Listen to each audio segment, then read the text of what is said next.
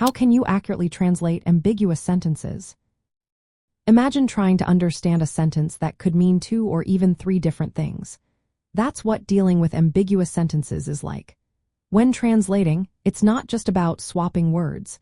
It's about capturing the true meaning behind those words.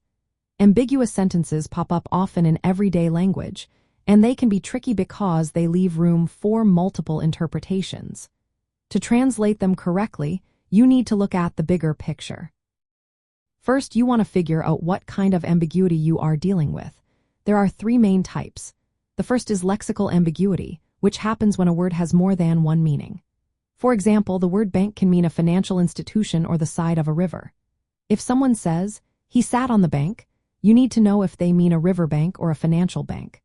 The second type is syntactic ambiguity, which occurs when sentence structure allows 4 different meanings.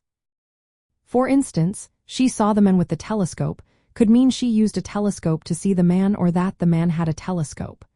The third is cultural ambiguity, which involves idioms or phrases that might not translate directly. For example, "kick the bucket" means to die, but translating it literally might confuse someone unfamiliar with the idiom. To get around these issues, start with context. Look at the words or sentences around the ambiguous phrase. Context helps narrow down the most likely meaning. If the surrounding sentences talk about fishing, then bank probably refers to a riverbank. If they mention money, then it's probably a financial institution. Next, consider the origins and typical usage of words.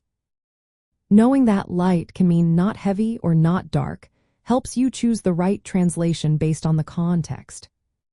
Sometimes, talking to the original speaker or asking experts can clear things up. If you're translating a technical document, consulting a specialist can help clarify tricky terms.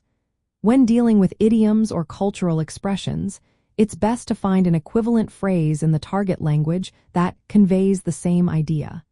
This avoids confusion and keeps the message natural. If you're still unsure, adding notes or explanations can help. For example, you might include a footnote explaining the different possible meanings. This way, the reader understands the ambiguity and the reason for your translation choice. Finally, use paraphrasing or rephrasing to make the sentence clearer. Sometimes, changing the structure or breaking a long, confusing sentence into smaller parts makes the meaning more obvious. In the end, translating ambiguous sentences accurately is about combining language skills with cultural awareness. You need to understand the words, their origins, and how they fit into the context.